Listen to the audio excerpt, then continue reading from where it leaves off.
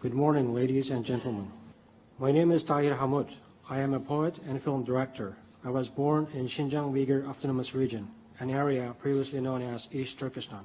Uyghurs are a Turkic people with Islamic faith. Since 1949, the Chinese Communist Party has launched brutal political campaigns targeting them. Uyghurs, like myself, have been persecuted and have suffered because of their ethnicity and religious beliefs. I am here today to tell you about how the Uyghur population is now living in horror.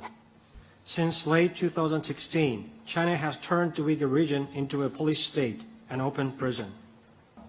The Chinese government is using advanced surveillance technologies such as AI, voice and face recognition, mass surveillance of cell phones, and forced DNA collection to control Uyghurs' daily lives.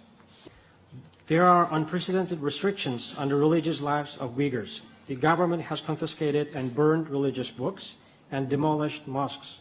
Religious activities that were once legal are now illegal and an excuse for persecution. China's oppression of Uyghurs based on their ethnicity has led to a growing resentment and desire for freedom among my people. China intensified this repression after 9/11 under the name of fighting against terrorism. The international community's silence on China's actions has emboldened China to double down on its oppression. The Chinese government has also sent Uyghurs to so-called re-education camps, which are concentration camps. Currently, more than 1 million Uyghurs are held in these camps. There is no due process. No one knows why they are detained, where they are kept, if or when they will be released. We hear that people are suffering from illness and dying in these camps. China's religious persecution of Uyghurs has reached beyond its borders. Uyghur students from Azhar University in Egypt were arbitrarily detained and returned to China last year. Their whereabouts are still unknown. So the religious persecution of Uyghurs are so much in their situation. In 1996, I was detained when I was leaving China to study in Turkey and sentenced to 3 years in a labor camp on a false charge of trying to provide sensitive materials to overseas separatist forces. At that time, there were about 350 prisoners at the camp I were served.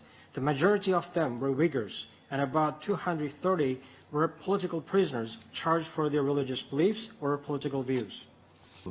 When I was released, I had lost my teaching job.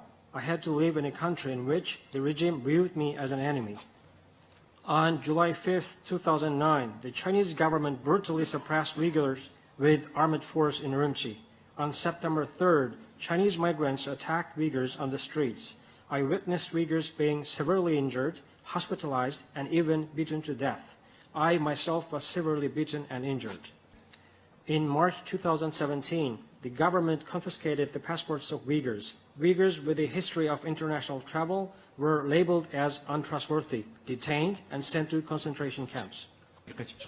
In August 2017, my family and I were able to leave the country to seek medical treatment for my daughter. Soon after we arrived to the United States, local police detained 2 of my brothers-in-law in retribution. Despite this, I still shared what I had seen in the Uyghur region with international media. This has led to the detention of one of my brothers. Like all other Uyghurs living in exile, I cannot contact with my relatives at home. I don't know whether they are alive or not. I believe the Chinese government is likely to carry out mass killings of Uyghurs in concentration, like the Nazis did to Jewish people. In closing, I call on the international community, governments, and organizations to pay close attention to and raise their concerns about the Uyghur situation. Urge the Chinese government to respect Uyghurs' human rights and support the protection of Uyghurs' religious and ethnic identities and self-determination. Thank you all.